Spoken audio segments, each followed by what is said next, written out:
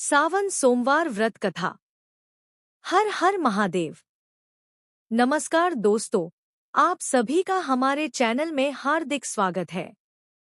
आज हम सुनेंगे सावन सोमवार व्रत की एक अत्यंत पवित्र, चमत्कारी और प्रेरणादायक कथा। मान्यता है कि जो भक्त सावन के सोमवार को सच्चे मन से भगवान शिव का व्रत रखता है, उनकी पूजा करता है और यह कथा श्रद्धा से सुनता या सुनाता है, उसके जीवन के दुख दर्द धीरे धीरे समाप्त होने लगते हैं। भगवान भोलेनाथ अपने भक्तों पर शीघ्र प्रसन्न होने वाले देव हैं। उन्हें केवल सच्ची श्रद्धा और भक्ति चाहिए। कथा प्रारंभ करने से पहले आप सभी से निवेदन है कि कमेंट में ओम नमः शिवाय अवश्य लिखें और भगवान शिव का आशीर्वाद प्राप्त करें। बहुत समय पहले की बात है। एक छोटे से गांव में शिवदत्त नाम का एक निर्धन ब्राह्मण अपनी पत्नी गौरी और बेटी सावित्री के साथ रहता था। परिवार बहुत धार्मिक था, लेकिन आर्थिक स्थिति इतनी खराब थी कि कई बार उन्हें एक समय का भोजन भी नसीब नहीं होता था। फिर भी शिवदत्त हर सुबह सूर्योदय से पहले उठता, नदी में स्नान करता और गांव के प्राचीन शिव मंदिर में जाकर भगवान शिव को जल अर्पित करता। वह हाथ जोड़कर केवल एक ही प्रार्थना करता, हे भोलेनाथ, मुझे धन दौलत नहीं चाहिए, बस मेरे परिवार पर अपनी कृपा बनाए रखिए और हमें कभी धर्म के मार्ग से भटकने मत दीजिए। समय बीतता गया। तभी पूरे क्षेत्र में भीषण सूखा पड़ गया। खेत सूख गए, कुएं खाली हो गए और लोगों के पास रोजगार भी नहीं बचा। गांव के अधिकांश परिवार भूख और गरीबी से जूझने लगे।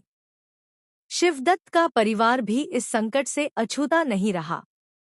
एक दिन शाम को जब घर में खाने के लिए कुछ भी नहीं था, तब छोटी सावित्री ने अपनी माँ से मासूमियत से पूछा, माँ, क्या भगवान शिव हमारी प्रार्थना नहीं सुनते? गौरी की आंखों में आंसू आ गए, लेकिन उसने मुस्कुराते हुए कहा, बेटी, भगवान कभी अपने भक्तों को नहीं भूलते। उनकी कृपा आने में देर हो सकती है, लेकिन अंधेर कभी नहीं होता।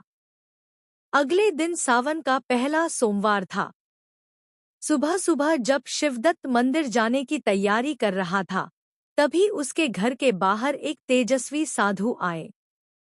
उनके चेहरे पर अद्भुत तेज था, हाथ में कमंडल था और गले में रुद्राक्ष की माला थी।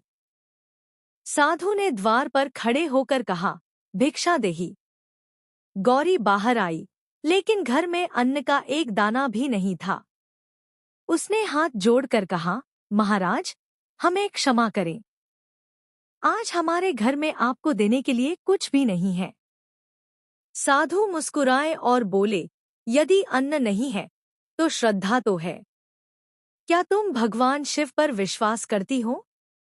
गौरी ने तुरंत उत्तर दिया, महाराज, हमारा सब कुछ भगवान शिव ही है।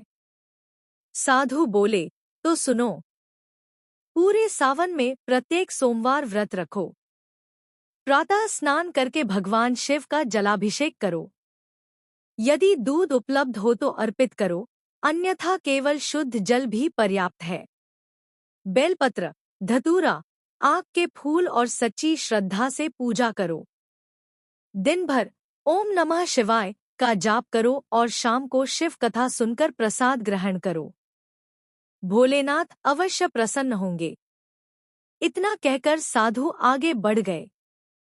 शिवदत्त और गौरी उन्हें रोकना चाहते थे, लेकिन कुछ ही क्षणों में वे आंखों से ओझल हो गए। दोनों को लगा कि स्वयं भगवान शिव ने किसी रूप में उन्हें मार्ग दिखाया है। अगले सोमवार गौरी ने पूरे नियम और श्रद्धा से व्रत रखा। घर में दूध नहीं था, इसलिए उसने केवल जल और 3 बेलपत्र भगवान शिव को अर्पित किए। मंदिर में कुछ लोगों ने उसका मजाक उड़ाया। एक व्यक्ति बोला, सिर्फ पानी चढ़ाने से भी कहीं भगवान प्रसन्न होते हैं? गौरी ने शांत स्वर में उत्तर दिया, भगवान को वस्तुओं से अधिक भक्त का प्रेम प्रिय होता है। उसने आंखें बंद करके पूरे मन से प्रार्थना की, हे भोलेनाथ, हमारे पास धन नहीं है, लेकिन आपकी भक्ति कभी कम नहीं होगी।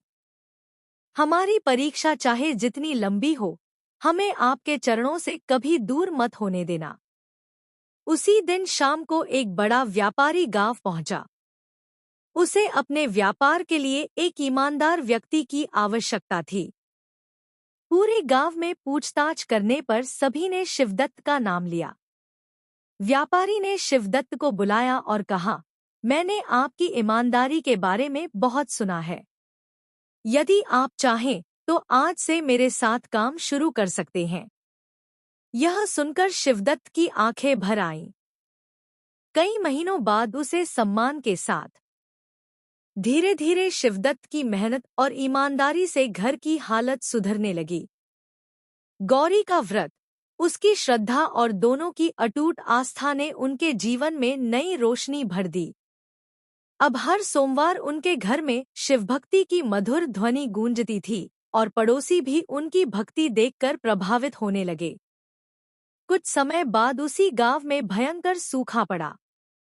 खेत सूख गए, कुएं खाली होने लगे और लोग परेशान हो उठे। तब गौरी ने पूरे गांव के साथ मिलकर शिव मंदिर में विशेष पूजा रखी। सभी ने मिलकर जलाभिषेक किया, भजन गाए और भोलेनाथ से वर्षा की प्रार्थना की।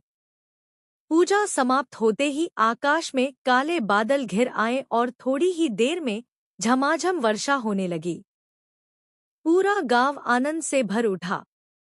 लोग समझ गए कि सच्ची श्रद्धा कभी व्यर्थ नहीं जाती। उस दिन से शिवदत्त और गौरी का जीवन केवल सुखी ही नहीं, बल्कि भक्ति और विश्वास का उदाहरण बन गया। उन्होंने अपने घर के द्वार पर एक छोटा सा शिवलिंग स्थापित किया और हर सोमवार वहां दीप जलाकर पूजा करने लगे। कहते हैं, जो भी सच्चे मन से भगवान शिव का स्मरण करता है, भोलेनाथ उसकी हर कठिनाई दूर कर देते हैं। शिवदत्त और गौरी की कथा भी यही सिखाती है कि श्रद्धा, धैर्य और विश्वास से असंभव भी संभव हो जाता है। जय भोलेनाथ।